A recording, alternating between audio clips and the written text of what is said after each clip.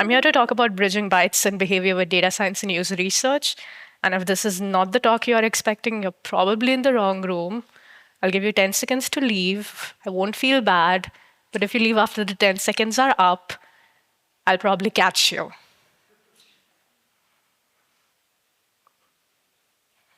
Okay.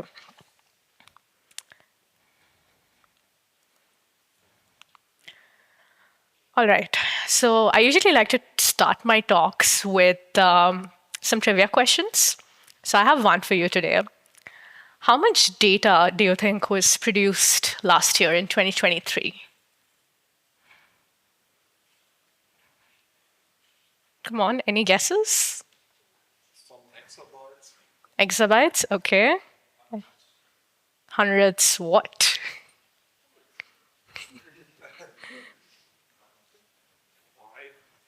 Five? Okay. I like the specificity. Come on, no right or wrong answers. I mean, there are, but I won't tell you if you're wrong. Too much data. A lot, yes. Come on, throw some numbers.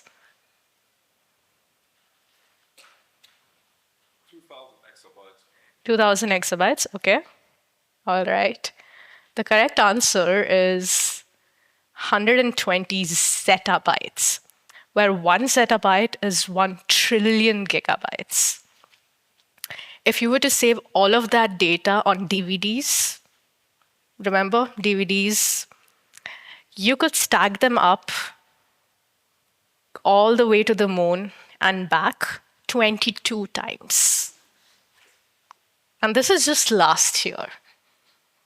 It's just going to keep increasing every year.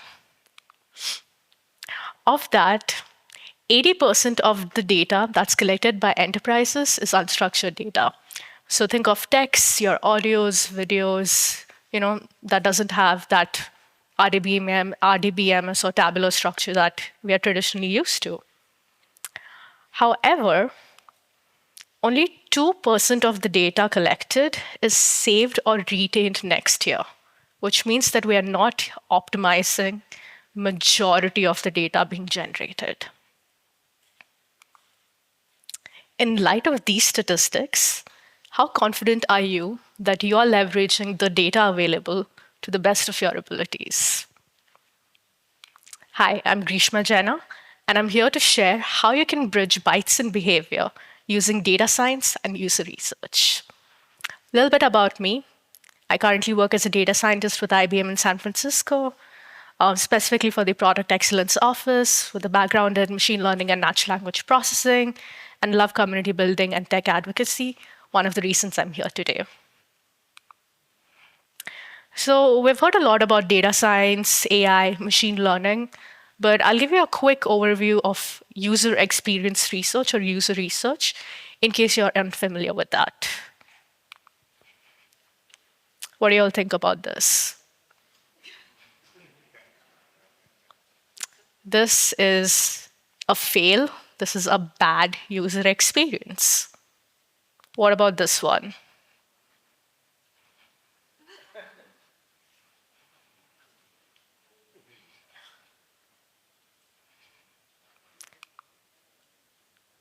How about this? This one's a little more complex. Any idea what this is? For a kid's birthday party with red velvet cream inside it. So a lot of the kids, true story, kids thought a dog had been murdered and that they were being forcibly fed the dog. So this is why user experience is really, really important. You need to consider your audience's needs, thoughts, reactions to any product or any experience that you develop. And user research specifically is a methodical study of target users to understand user behaviors, needs, motivations. And these don't have to be limited to software, right? We saw the example of the elevator switch. We saw the example of the cake. So user experience touches our lives in many, many different ways, in the physical realm as well as in the digital world. Oftentimes as developers, we might wonder, well, why should I care about user experience? Isn't that the designer's job or the front end person's job? But it really comes down to this. If your product is not intuitive to use, if it's not easy enough for the user to understand, they're going to give up on your product and walk away and not come back. They will go to a competitor's products. There's a reason people love Apple's products so much, right? The intuitiveness, the sleek design, it works. There was research done that said every dollar that you spend in product design with user research, it would actually generate returns of anywhere from $10 to $100. So at the end of the day, doing user research is just good business. It's good financial sense.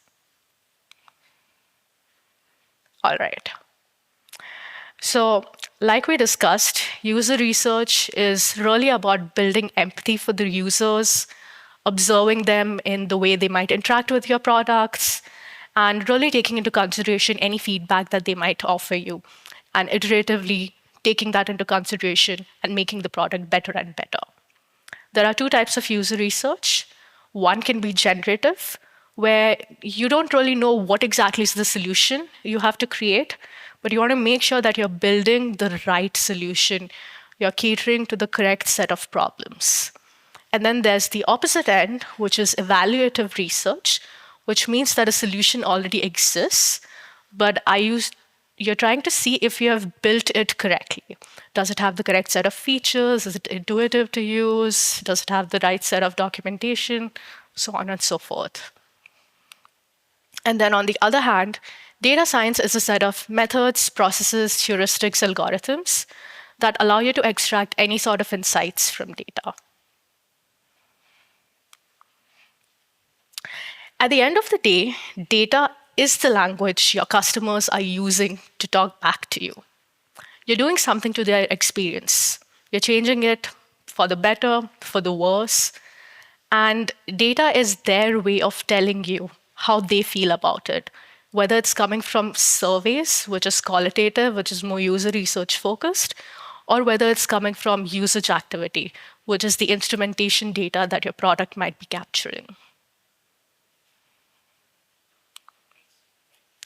So there are a lot of different ways that data science and user research could go hand in hand.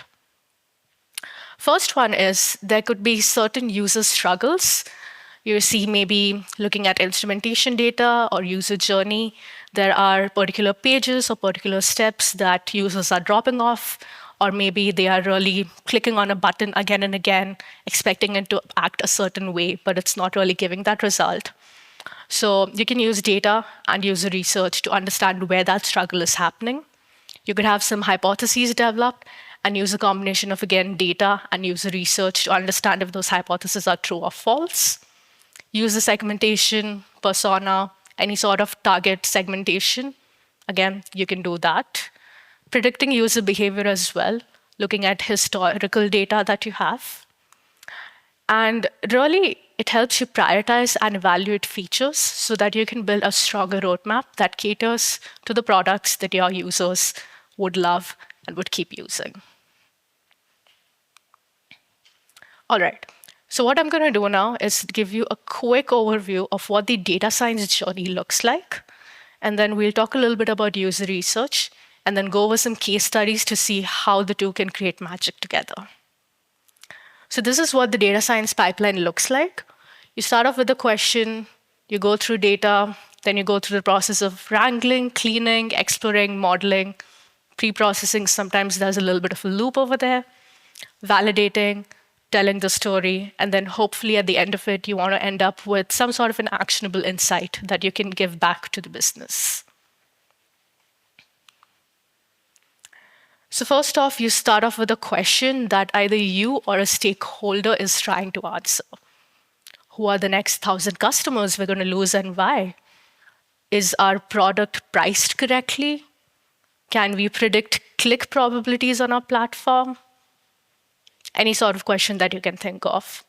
And it's completely okay to also do it the opposite way, which is you start off with data at hand and then think of questions that that data can help answer. Both are valid approaches. You want to look at data.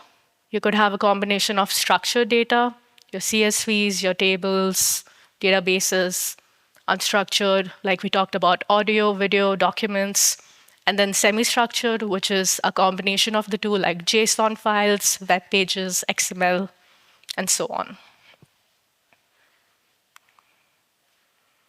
You go through the processes of wrangling and cleaning data, because let's face it, data in the wild is never perfect, right? There are going to be some missing values. There's going to be some things like humans' age being 200, that doesn't make sense. There's going to be a lot of normalization, standardization that needs to be done. So there are those steps involved. Next comes exploring data. I like to think of this step as getting your feet wet with data. So it's your initial investigation of the data. We're trying to uncover points of interest and have some hypothesis in your mind at the end of the step. Maybe you have an inkling that users from X country are more likely to drop off because ABC, right? Some sort of hypothesis. And then in the next few stages, you try to see if you can prove those hypotheses or not. So this is where the cyclical process kind of comes into place. Oftentimes when you build a model, you're never going to get it right on the first attempt. You might have to go through multiple iterations of pre-processing, cleaning, going back to square one, and then keep repeating that till you feel really, really confident about the model's accuracy. And yes, I see some of you smiling looking at this image over here. This is an actual machine learning model that was created to detect if a given image is that of a dog or a muffin. So that is what we're spending machine learning dollars on. Anyway, you might have heard of the concept of training data and test data. You essentially divide your data into a training data, which is what the model learns from. So any patterns, any data that it sees, it tries to learn from that training data. And then you try to evaluate the model on testing data, which is ideally data that you have not seen before. Think of it as how we as humans sit in a classroom, do our coursework. That's us training and learning concepts. And then when we're giving an examination or creating and submitting a project, that's us testing the concepts that we learned, right? Very similar.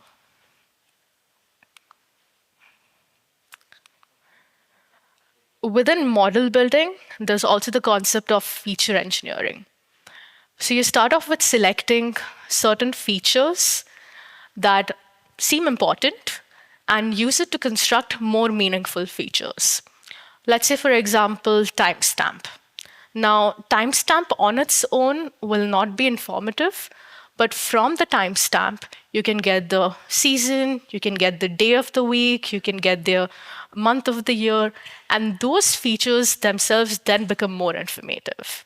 So that's the process of feature engineering. You have a certain model that you might choose depending on the specific problem that you have, and I'll cover that in the next few slides. And there are certain parameters associated with the model, which basically decides how a particular model functions internally. So you get to tune that with a little bit of trial and error. And finally, you train the model on the training data. You have two categories of models. One is called supervised model or supervised learning, and another one is called unsupervised learning. In supervised learning, there are certain labels associated with your data or with your records. Think of the label being spam or not spam, cat or dog. So those labels provide supervision to the model because it helps tell the model, is this correct? Is this right? But unsupervised model doesn't really have those labels. For example, clustering. Because all you want to know is what is the structure, the innate structure of that data looks like. All right. So, one example of supervised learning classification is this cat or dog? A real world example, given a particular person's symptoms and lifestyle, is this person at the risk of heart disease? Another example, again, of supervised regression. Are you able to predict future disease outbreaks looking at international travel, contamination of air, water, and so on? Then comes clustering. An example of that is customer segmentation, looking at a person's purchase history, interests, and demographic data. Can you cluster them into somebody who maybe does shopping only at Christmas time and buys very high priced items? Or is this somebody who maybe shops every month but for smaller amounts? Another type is anomaly detection, where you're trying to find outliers present within the data. A good example of this is credit card fraud. Oftentimes, you might get emails or messages or texts that tell you, hey, was this actually you? Or maybe your email client says, hey, we noticed an unusual login from so and so. Is this actually you trying to log in? Or, is somebody trying to hack you? And last but not the least is the concept of reinforcement learning. This one is more in the realm of agents and robotics. But what you're trying to do is, given a particular system or an agent or a robot in this case, you give it an objective to meet. In this case, the objective is to learn how to flip pancakes, because obviously humans are really bad at that and we need robots for that. But once you give it that objective, you then reward it or penalize it depending on if it's meeting the objective or not. And then that reward or penalty gets back into the system and creates that sort of feedback loop, which is why it's called that reinforcement learning, because it reinforces good behavior.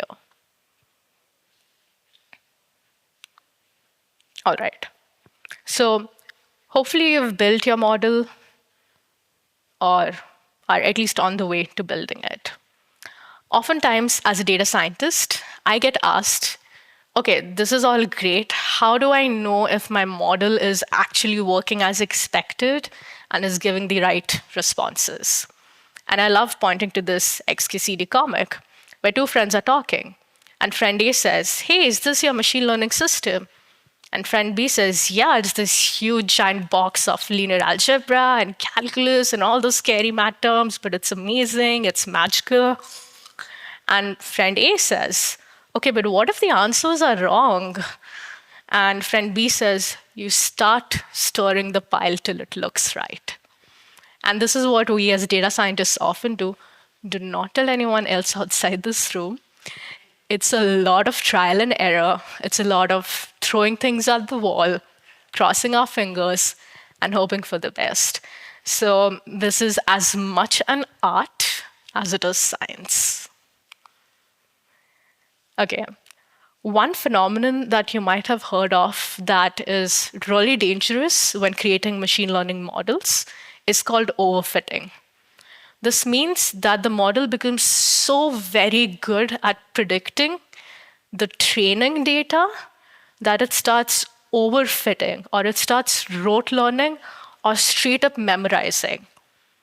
Think for example, you have an examination coming up and somebody leaked the questions to you. And now you are amazing at those 10 questions that were leaked. But if you're asked a question outside of those 10 questions, you're going to fail miserably. So that's what the model is doing. It's becoming really, really good at a subset of the data, but it's failing to generalize over the entire data set.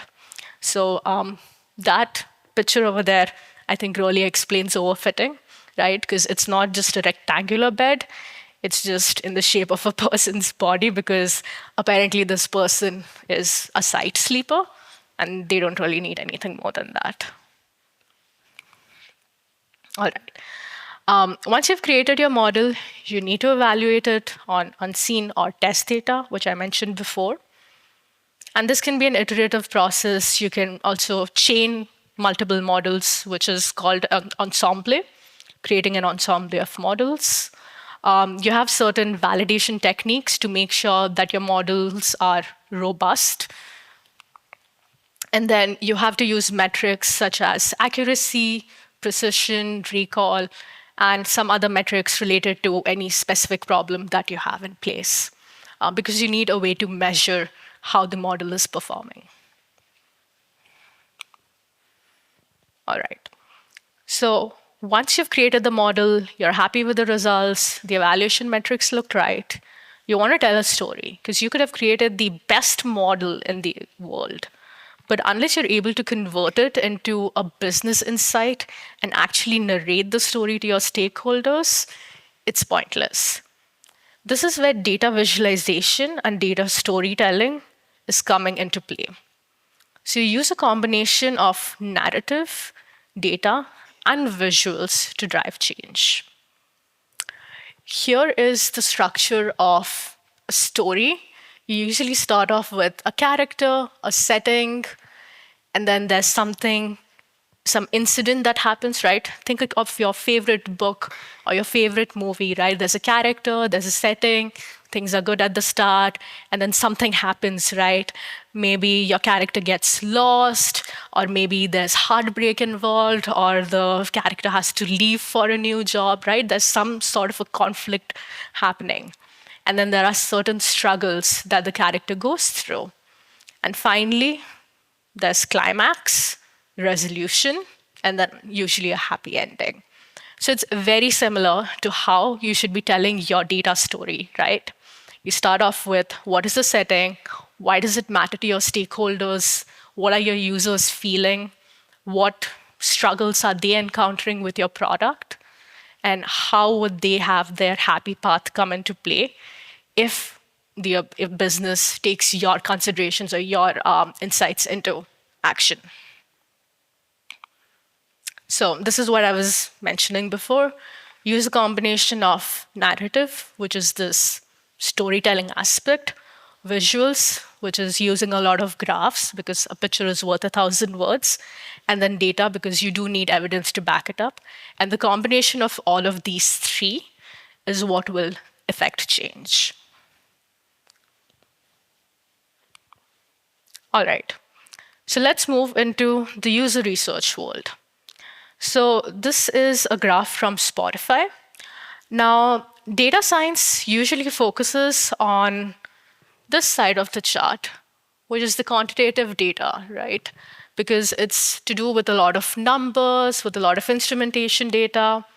And user research generally focuses on qualitative data, focusing on why are people doing a particular activity? Why are they feeling a certain way? Why this? Why that? So what you'll notice is that data scientists and user researchers have the same goal in mind. They just have slightly different paths to get to that role, to that route.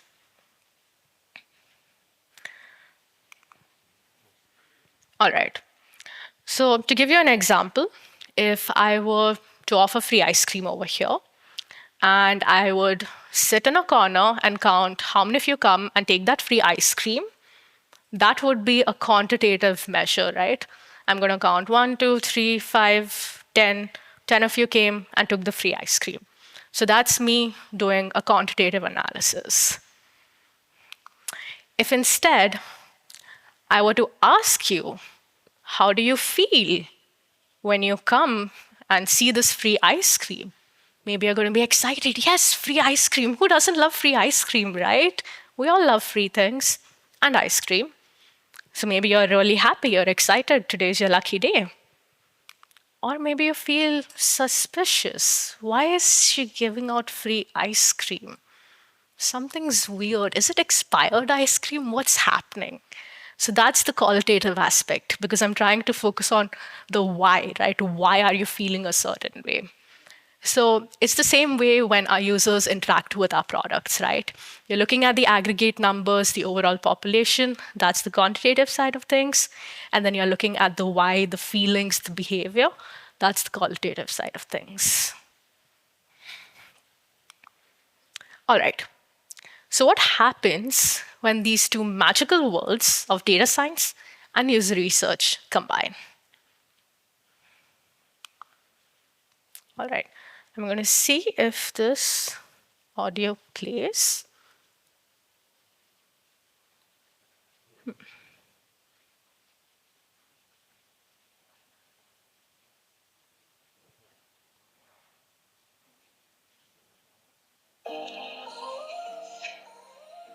Anyone recognize the song?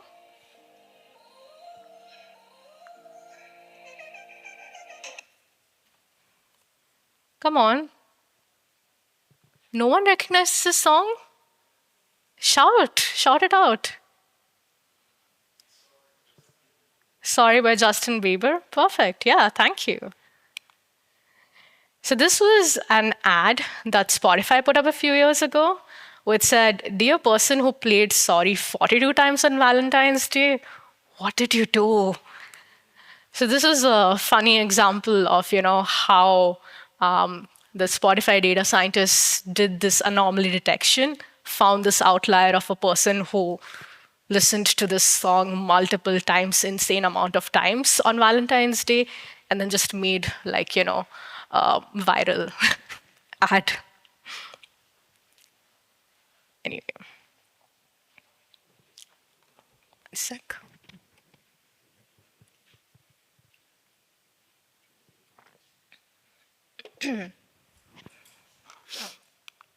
All right. So going back to Spotify, there was this one time when Spotify Australia had kicked off a freemium version, and this was before Spotify had the paid version. They were just piloting this out. And what happened was a data scientist was looking at what they thought were power users and looking at their user journey, right, and the usage activity. And they noticed that there was this one person who seemed to be hitting some sort of a limit. Now, in this freemium version that they were testing out, this person could skip unlimited number of ads, okay? But for some reason, this person would always skip only 6 ads, not one more, not one less. And it just kept happening that way. So they went to their engineering team. They're like, "Hey, is the instrumentation okay? Do we have some engineering problem?" They're like, "No, everything is good." They then went to the user research team and said, "Hey, can you help us find out why this is happening?" Remember, why qualitative? So user researchers reached out to this person and said, "Can you do a diary study for us?" Which means they basically keep an entry journal and write down their thoughts, their behaviors while using the product. And then they realized what was happening was that this person gets 6 song skips and mistakenly thought that this limit of 6 also applied to the ad skips. Nobody told that was the case, but it was just a misconception. This mental model had been created in this person's mind. So Spotify then followed up with an educational messaging strategy, which actually increased their usage and converted their success metrics into much higher.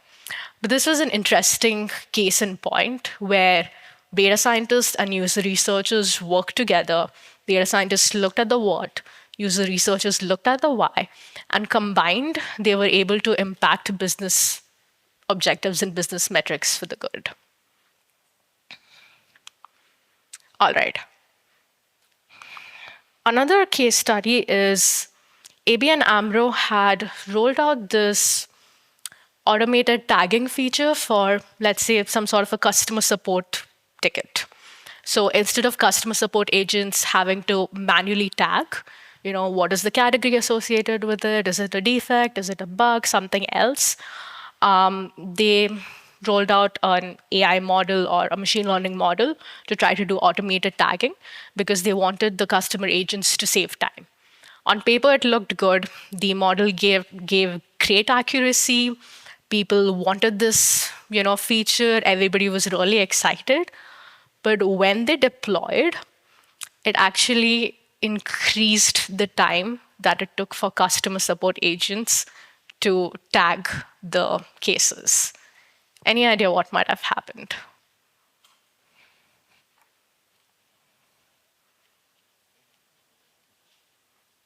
Put too many tags on them, and they needed to remove those who were not appropriate.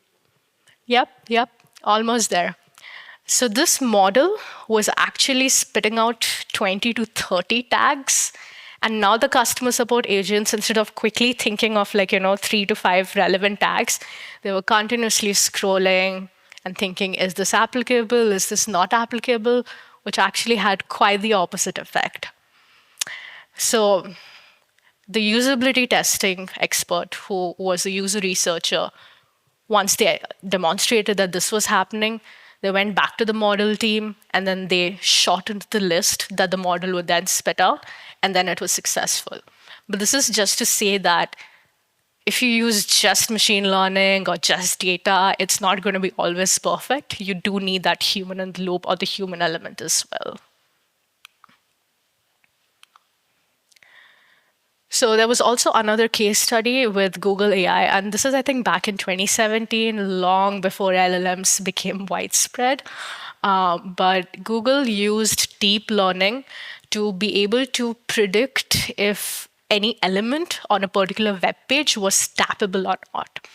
So generally, conducting usability studies is really expensive and takes a lot of time and effort.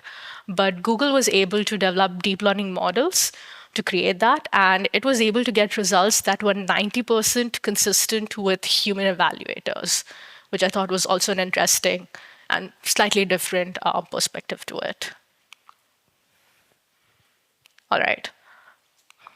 So one really nice case study that we'll go a little deeper into is that of Figma. So Figma's data science and user research teams work really well together. So what was happening was they have a product called FigJam, and they were having some issues with notifications. So notifications trickle through this funnel that you see with all the users at the top, and then the users need to have notifications enabled, receive them, view them before they can actually interact with them. And the activity team, which was the one focusing on this entire funnel, didn't really know which part of the funnel to focus on because it was too wide. And they realized that most users were actually not receiving notifications at all, which was a little odd to them. So they wanted to go through the process and see how they can improve it. So the data scientist and a user researcher came together and they started doing complementary research methods, right? The qualitative and the quantitative. They listed all of their questions on sticky notes and they said, hey, okay, this one is best answered using user research, this one's best answered using data science. And they started having these sort of work sessions to share insights and to share any discoveries that they had. They also did their own Figma working sessions so they can see when they were getting triggers for notifications or when they were missing out. All right. So, like I mentioned, the numbers showed that very few users were engaging with email notifications. But when the user researcher spoke to a set of users, she saw that people were heavily relying on email notifications to stay on top of their work. And even though she spoke to only a subset of users, she found it really odd that not a single person in that subset actually said that they didn't rely on email notifications. The data scientist at that time realized that the reason people weren't interacting with the email notifications was because they were not even receiving notifications. So when they shared these findings with each other, they understood that they had some discrepancy with the segment of users that they were looking at. So when they dived deeper, they saw that designers on team accounts, right? So enterprise level accounts were actually opening 80% of the notifications in their email inboxes. So they had two very different populations. When they were looking at the aggregate, it was getting combined with personal account users as well as enterprise account users. But when they sliced the data to look at just the enterprise account users, then they realized 80% of them were actually interacting with it, which was interesting.